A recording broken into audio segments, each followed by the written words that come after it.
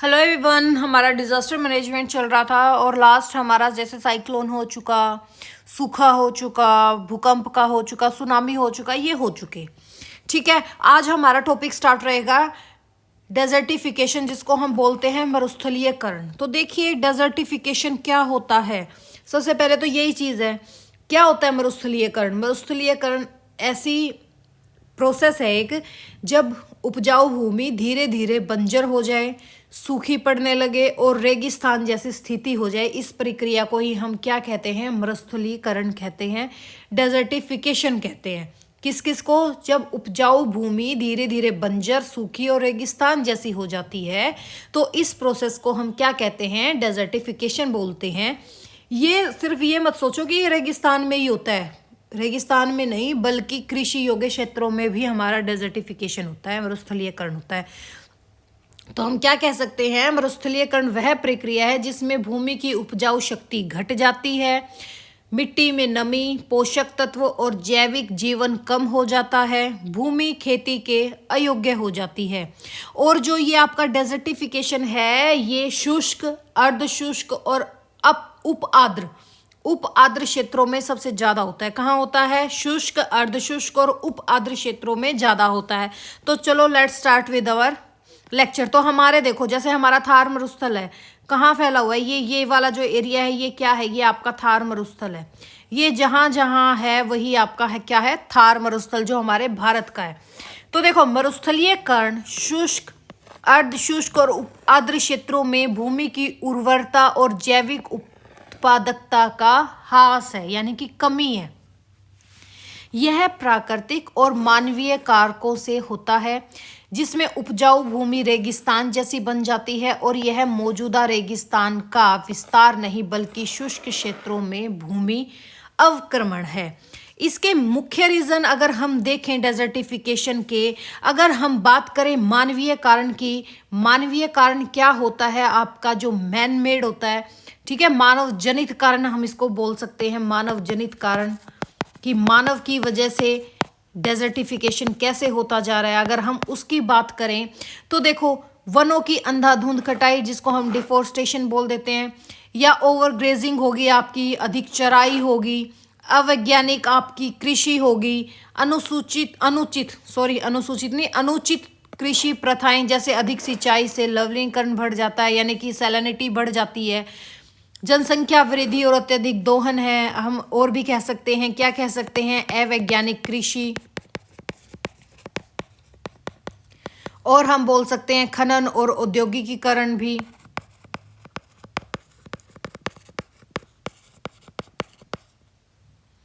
खनन और औद्योगिकीकरण,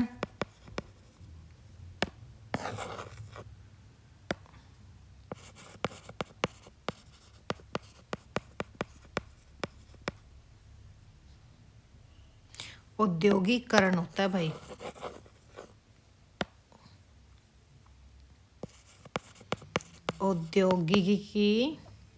औद्योगिकरण, ठीक है। ये रीजन होते हैं आपके मानव जनित कारण। कौन कौन से होते हैं? अधिक चराई, जिसको हम ओवरग्रेजिंग बोल देते हैं, वनों की कटाई, डिफोरेस्टेशन, अवैज्ञानिक कृषि, अधिक सिंचाई जिससे लवणता, यानी कि जो आपकी मिट्टी में सैलिनिटी है वो बढ़ जाती है, खनन और औद्योगिकीकरण हो गया, और आपका जनसंख्या दबाव, यानी कि जनसंख्या वृद्धि हो गया। ठीक है, मानव गतिविधियां मरुस्थलीकरण का आज के दिन मेन रीजन है।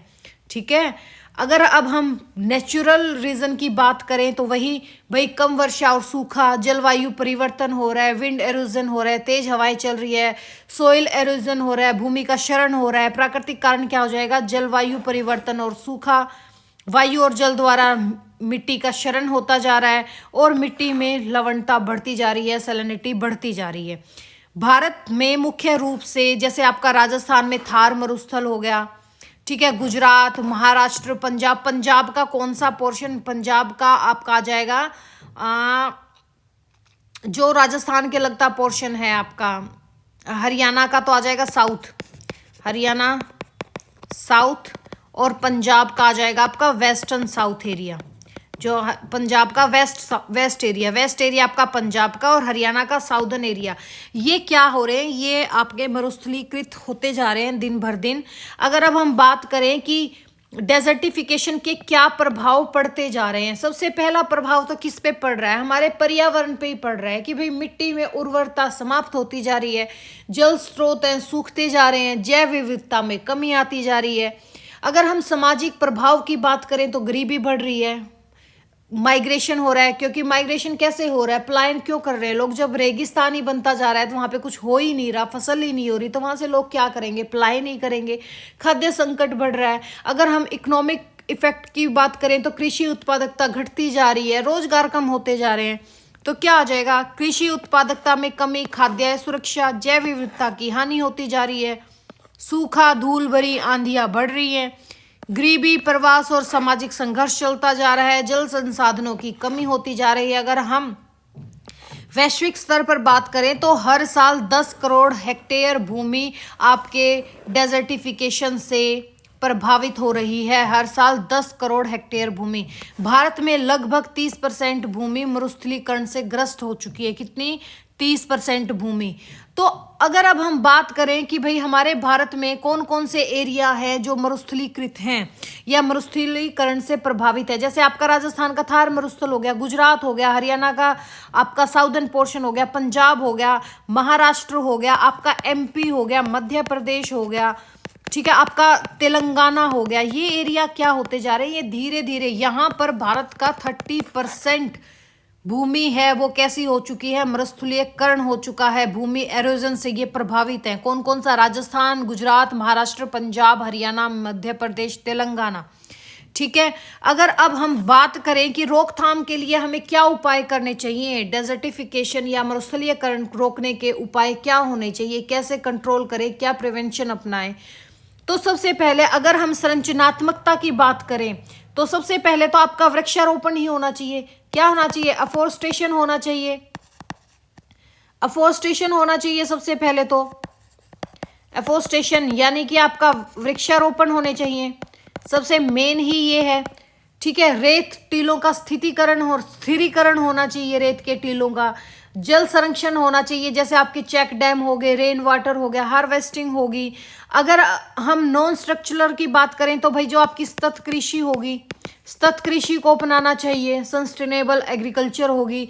चराई पर नियंत्रण होना चाहिए, चराई पर नियंत्रण करना चाहिए, और आपका भूमि उपयोग योजनाएं बनानी चाहिए, जन जागरूकता अभियान चलाने चाहिए। तो रोकथाम और उपाय में हम क्या बात करें, सतत कृषि, फसल चक्रण और कम रसायन का प्रयोग करना चाहिए, वनीकरण और पुनः वनीकरण होना चाहिए, एफोरेस्टेशन होना चाहिए, शेल्टर बेल्ट लगाने चाहिए, पेड़ों की पंक्तियां हवा रोकने के लिए, जिससे आपके जो रेत के टीले हैं उनका स्थिरीकरण हो सके। शेल्टर बेल्ट किस लिए होते हैं? रेत के टीलों का स्थिरीकरण करने के लिए।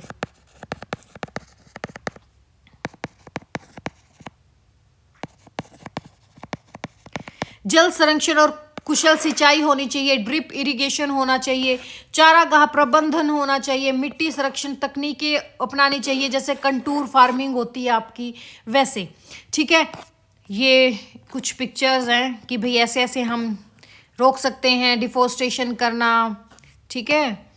अगर अब हम बात करें आपदा प्रबंधन में मरुस्थलीकरण की भूमिका क्या होती है, मरुस्थलीकरण एक धीमी शुरुआत वाली आपदा होती है, स्लो वनेस्ट कह सकते हो, वनेस्ट डिजास्टर है या ऑनसेट डिजास्टर है। ऑनसेट होता है जो धीरे धीरे हो, ठीक है, स्टार्टिंग हो जिसकी। स्लो ऑनसेट डिजास्टर हो गया जो सूखा, बाढ़ और धूल भरी आंधियों को बढ़ाती है। यह आपदा जोखिम वृद्धि यानी कि डिजास्टर रिस्क रिडक्शन का एक हिस्सा है।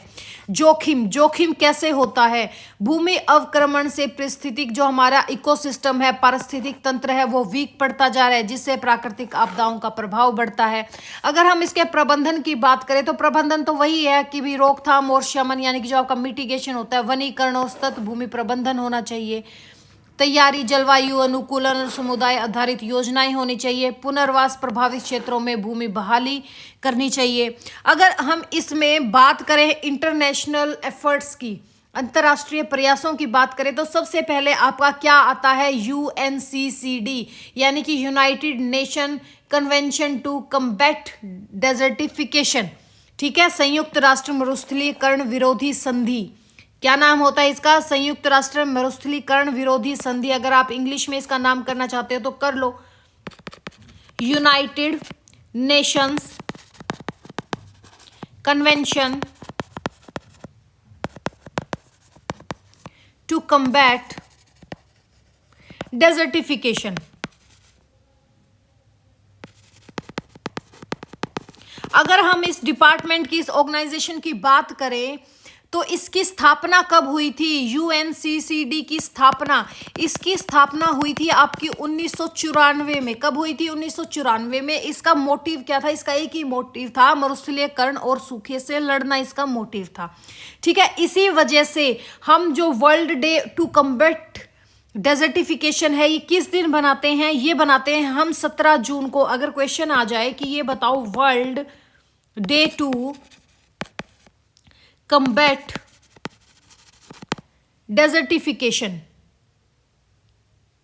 यानी कि विरोधी संधि जो है आपका, डेजर्टिफिकेशन डे कब बनता है? कम्बैट डेजर्टिफिकेशन डे कब बनाया जाता है? तो हम कह देंगे 17 जून को बनाया जाता है, मरुस्थलीकरण दिवस, ठीक है। मरुस्थलीकरण दिवस कब बनाया जाता है? 17 जून को बनाया जाता है।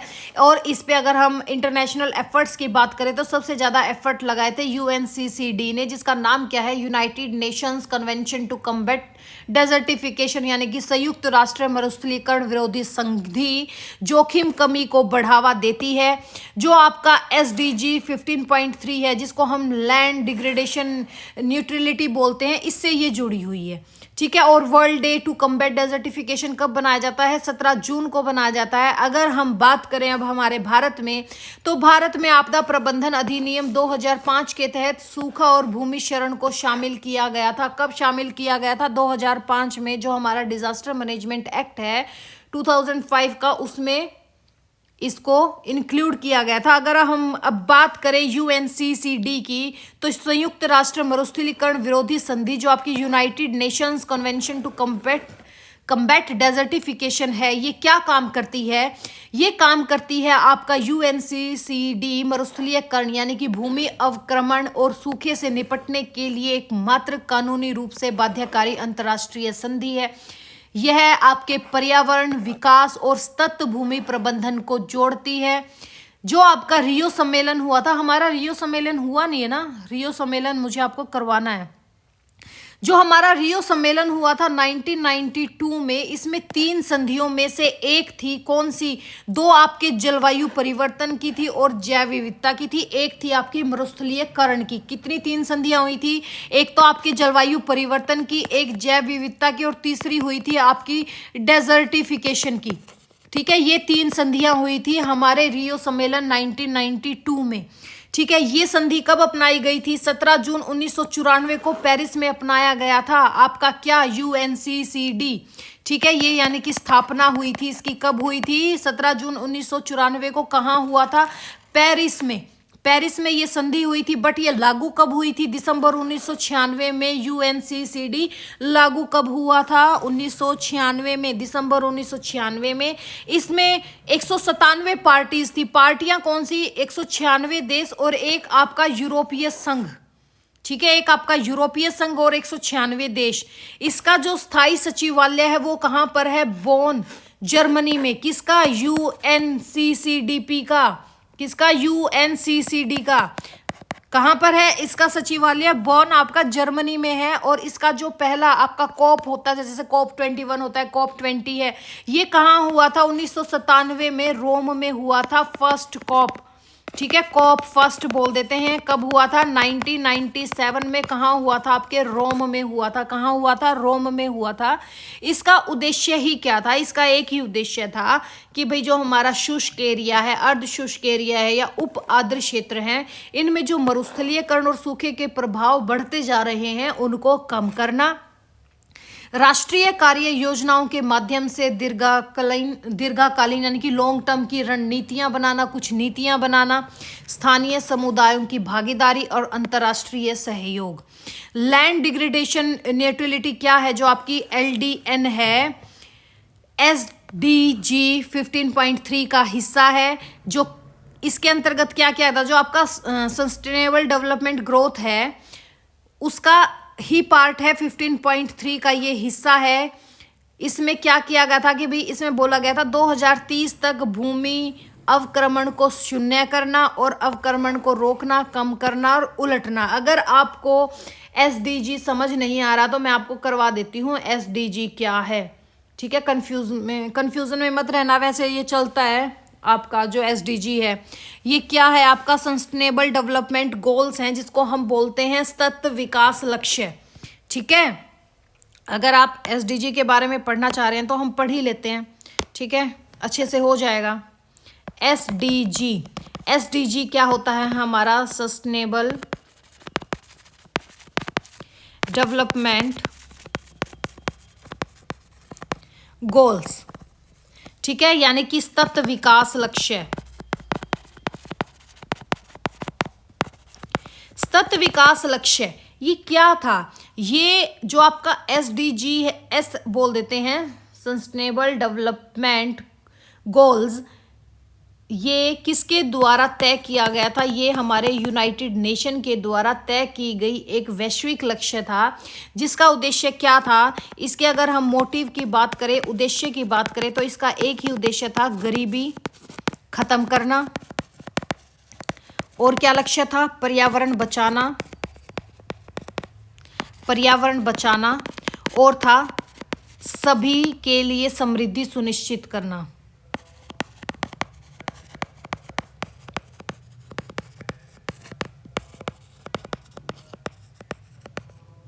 सभी के लिए समृद्धि सुनिश्चित करना ये था। और इसको कब अपनाया गया था, अगर हम इसको अपनाने की बात करें तो 2015 में ये अपनाया गया था। अगर प्लेस की बात करें, कहाँ किस प्लेस पर अपनाया गया था, तो जो आपका यूनाइटेड नेशन की जनरल असेंबली थी न्यूयॉर्क में, वहाँ ये अपनाया गया था, ठीक है। यूनाइटेड नेशन जनरल असेंबली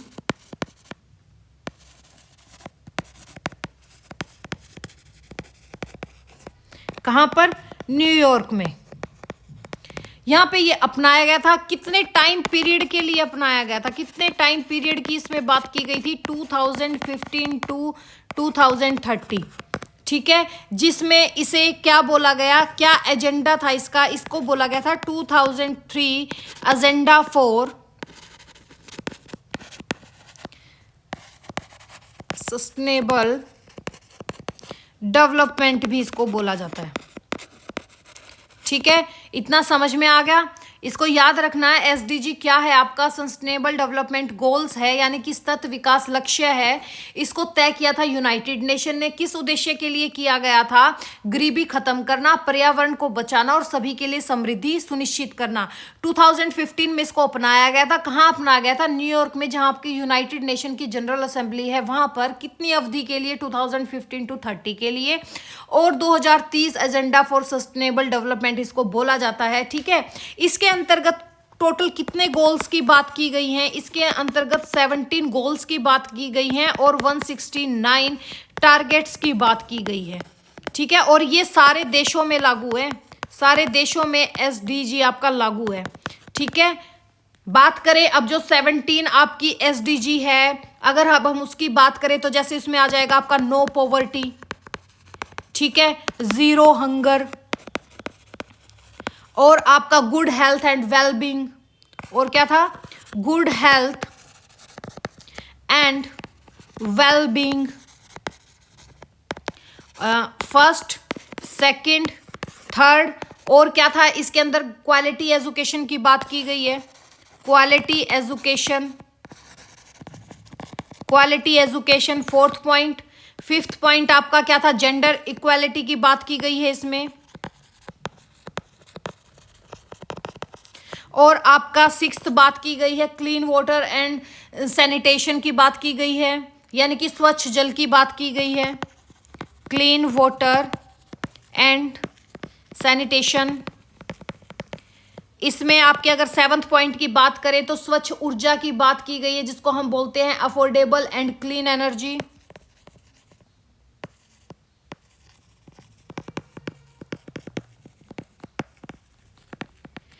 और आपका 8th है, जैसे आपका आ गया रोजगार और विकास, रोजगार व विकास की बात की गई है, जिसको हम बोलते हैं क्या, decent work and economic growth की बात की गई है इसमें। और किसकी बात की गई है, आपके decent work and economic growth की बात की गई है। भाई एक सेकंड रुकना, क्योंकि मेरे टैब की चार्जिंग खत्म होने वाली है, तो एक बार मैं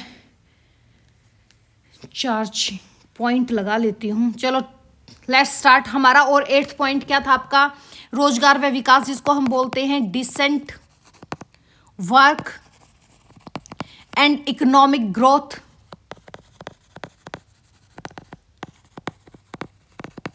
इसकी बात की गई है। फिर 9th आपकी बात की गई है उद्योग व नवाचार की, जिसको हम बोलते हैं industry, innovation and infrastructure.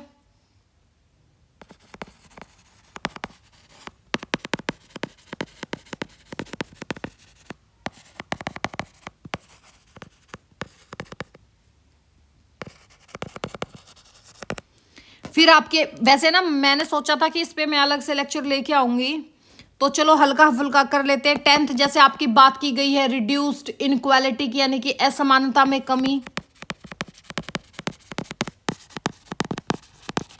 11th point कौन सा था आपका, टिकाऊ शहर। टिकाऊ शहर का मतलब क्या है, सस्टेनेबल सिटीज एंड कम्युनिटीज। फिर जैसे आपकी जिम्मेदारी उपभोग की बात की गई है, जिम्मेदार उपभोग, जिम्मेदार उपभोग। जिम्मेदार उपभोग क्या हो गया, रिस्पॉन्सिबल कंजप्शन एंड प्रोडक्शन।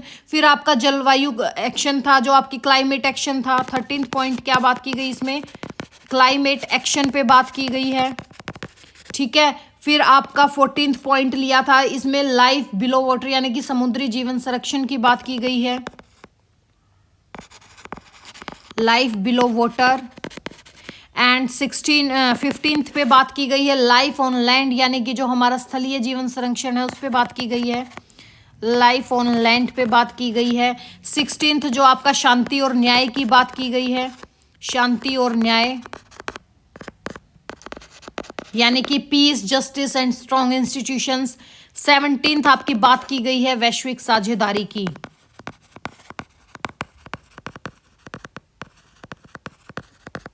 यानी कि पार्टनरशिप्स फॉर द गोल्स।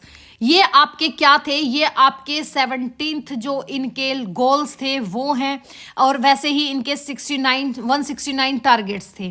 तो ठीक है, ये क्या थी आपकी SDGs की जितनी भी आपकी सूची थी वो थी। अगर अब हम बात करें कि भाई आपदा से इसका क्या रिलेशन है, एसडीजी का आपदा से क्या रिलेशन है, तो सबसे पहले बात की गई थी SDG 11 की, यानी कि 11 का मतलब क्या था, आपदा रोधी शहर, आपदा रोधी शहर की बात की गई है। इस पे ना मैं अलग से लेक्चर लेके आने की सोच रही हूँ, इस पे ना मैं अलग से ही लेक्चर लेके आऊंगी, तो इसको आप छोड़ो, अभी छोड़ो इसको, ठीक है। वैसे थोड़ा सा बहुत बता देती हूँ, जैसे SDG आपका 13 क्या था, क्लाइमेट चेंज व डिजास्टर रिस्क रिडक्शन था।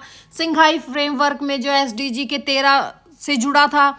आपदा प्रबंधन क्या था, SDGs को हासिल करने का जरूरी साधन था, ठीक है। बस मैं यहाँ पे ये पॉइंट आ गया था ना, SDG 15.3 का हिस्सा 2030 में कैसे कैसे काम करेगा, इसके लिए मैं इसको लेके आई थी, ठीक है। अब अगर हम बात करें कि भाई डिफोरेस्टेशन पे आते हैं हमारे, चलो भाई अपने टॉपिक पे वापस आओ। हमारा क्या टॉपिक चल रहा था, मरुस्थलीकरण चल रहा था, ठीक है, डेजर्टिफिकेशन चल रहा था। तो अब हम इस टॉपिक पे वापस आते हैं। अगर हम इसकी प्रमुख संस्थाओं की बात करें इंटरनेशनल लेवल पे, तो कॉन्फ्रेंस ऑफ द पार्टीज, जिसको आपका कॉप बोलते हैं, कॉन्फ्रेंस ऑफ द पार्टीज, ये क्या है, सर्वोच्च निर्णय लेने वाली संस्था है जो हर 2 साल में मिलती हैं।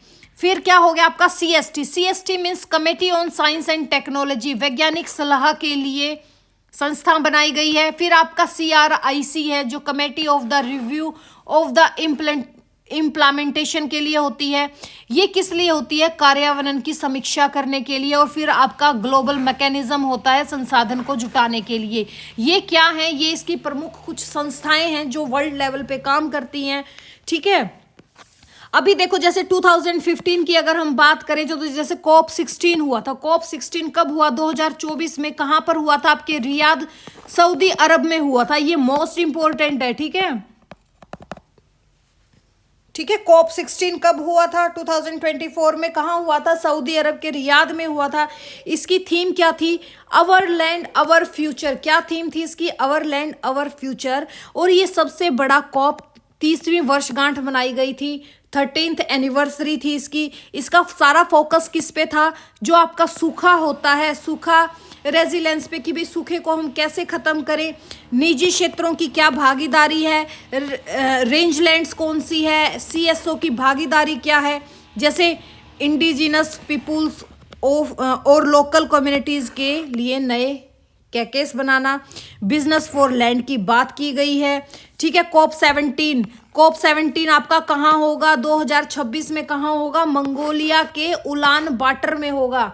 कॉप 16 कहाँ हुआ था? सऊदी अरब के रियाद में हुआ था। ठीक है, कहाँ हुआ था? 2024 में सऊदी अरब के रियाद में हुआ था। थीम क्या था? अवर लैंड अवर फ्यूचर हुआ था।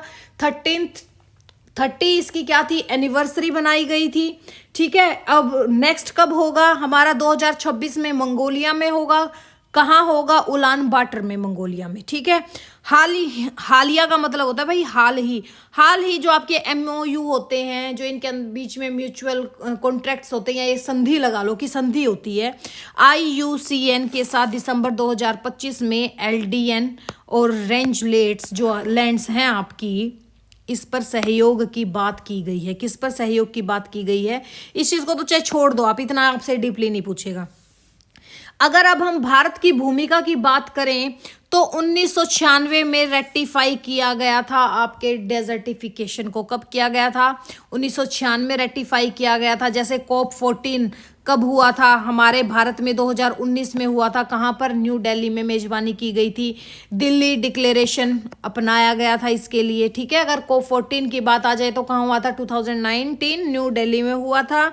ठीक है, इसकी प्रतिबद्धता की बात की जाए तो वही जो आपका SDGs है, 2030 तक 26 मिलियन हेक्टेयर क्षतिग्रस्त भूमि की बहाली करनी है। अरावली ग्रीन प्रोजेक्ट आया था, इसके अंतर्गत कौन सा आया था? अरावली ग्रीन प्रोजेक्ट आया था। ठीक है, आपका डेजर्ट डेवलपमेंट प्रोग्राम भी आया था। ठीक है, अरावली क्षेत्र में पर्यावरण बहाली के लिए कौन सा आया था? आपका अरावली ग्रीन वॉल प्रोजेक्ट लेके आया गया। और G20 में ग्लोबल लैंड इनिशिएटिव का समर्थन किया गया। LDN लक्ष्य सेटिंग और दक्षिण सहयोग में सक्रिय हुआ। और भी बात करें इसकी, हम तो बात करते हैं जैसे और क्या क्या आया था। अगर हम भारत की बात करें तो जैसे DDP है, ठीक है, परियोजना में डेजर्ट डेवलपमेंट प्रोग्राम चलाया गया। IWMP चलाया गया, यानी कि इंटीग्रेटेड वाटरशेड मैनेजमेंट प्रोग्राम चलाया गया। नेशनल अफोस्टेशन प्रोग्राम चलाया गया। सोइल हेल्थ कार्ड स्कीम्स चलाई गई। और आपका मनरेगा, ये सब इसी चीज़ पे तो काम करता है। अगर अब हम बात करें किसका? आपका लैंड डिग्रेडेशन पर, यानी कि भूमि अवक्रमण पर बात करें। भूमि अवक्रमण क्या होता है? भूमि अवक्रमण यानी कि डिग्रेडेशन भूमि की जैविक और आर्थिक उत्पादकता का ह्रास है, यानी कि उसकी कमी है, जिसमें आपकी जो मिट्टी की उर्वरता कम हो जाती है, हमारी बायोडाइवर्सिटी और हमारा जो इकोसिस्टम है, ये सारा इस चीज़ से प्रभावित होता है। किससे? भूमि अवक्रमण से।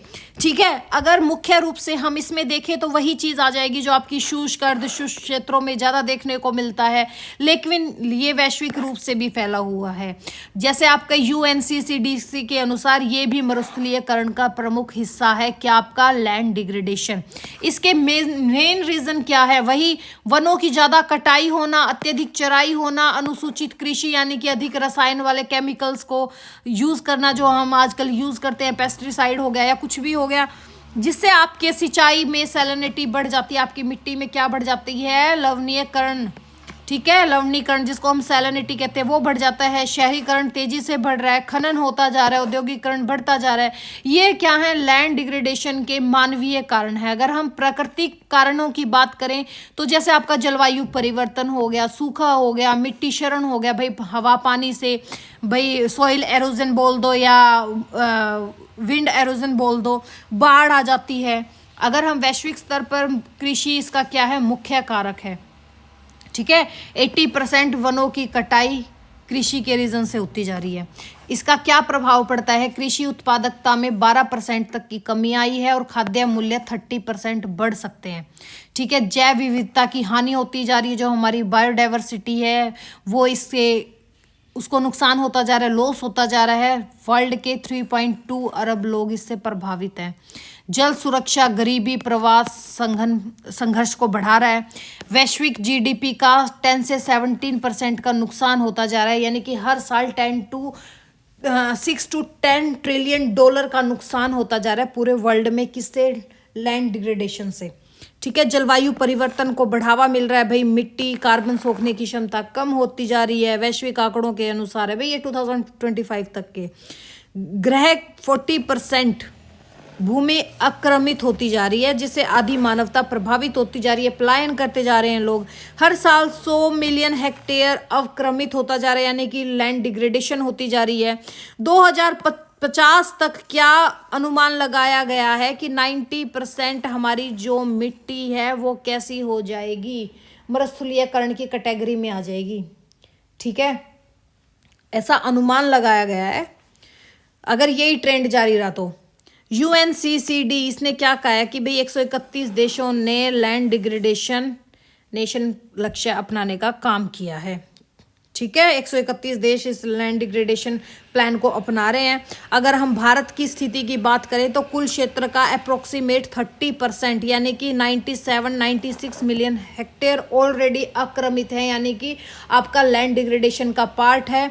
ठीक है, 25% मरुस्थलीकरण की ओर जा रहा है। मुख्य कारण क्या है? जल शरण, वनस्पति का ह्रास, लवणीकरण और शहरीकरण। प्रभावित क्षेत्र जैसे हमारा राजस्थान हो गया, गुजरात हो गया, महाराष्ट्र हो गया।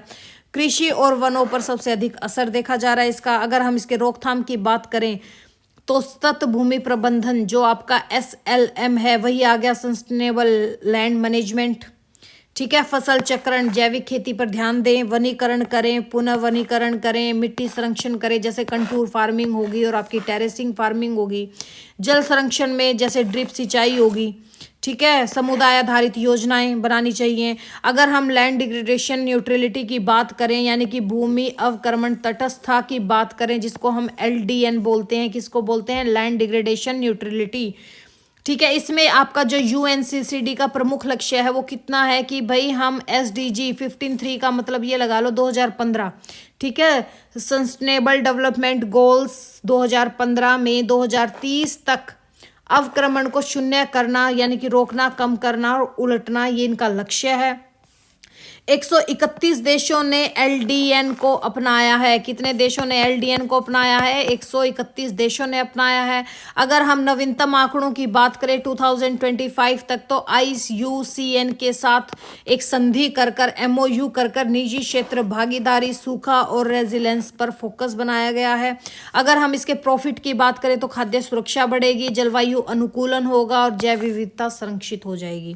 ठीक है, अगर अब हम बात करें भारत में मरुस्थलीयकरण के कौन कौन सी योजनाएं चली थी, परियोजना चली थी, तो सबसे पहली चली थी कौन सी?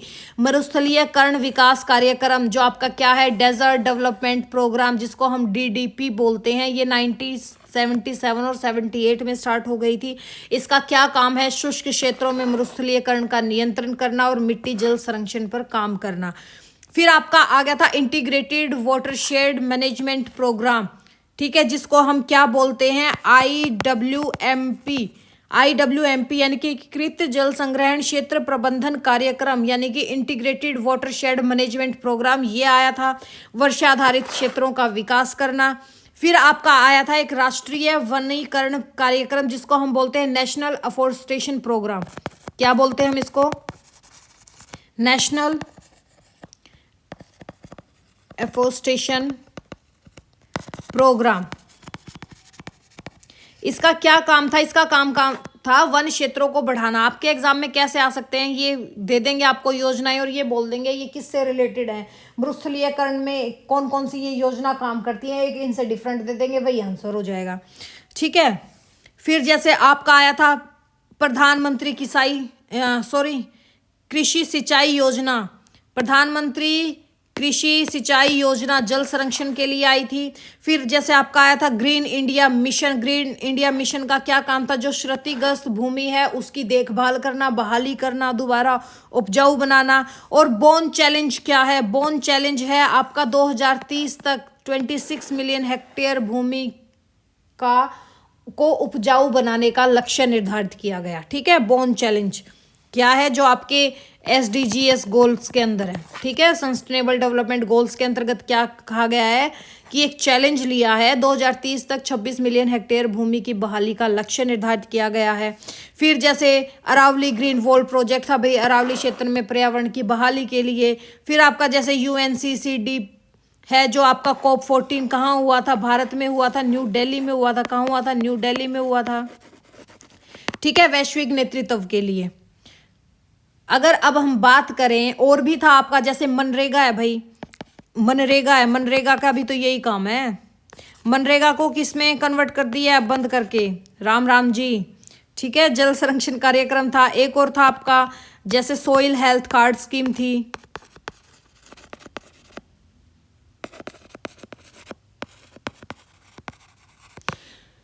ठीक है, ये था। तो टोटल अगर हम बात करें, मरुस्थलीकरण क्या है? मरुस्थलीकरण वह प्रक्रिया है जिसमें उपजाऊ भूमि बंजर हो जाती है।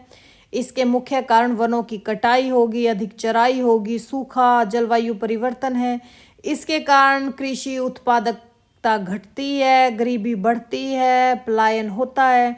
ठीक है, भारत में जैसे आपका राजस्थान, गुजरात, हरियाणा का साउदर्न पोर्शन, ये क्या है? प्रमुख प्रभावित क्षेत्र हैं। यहाँ पर हमें वृक्षारोपण करना चाहिए ताकि जल संरक्षण और सतत कृषि द्वारा मरुस्थलीकरण को रोका जा सके।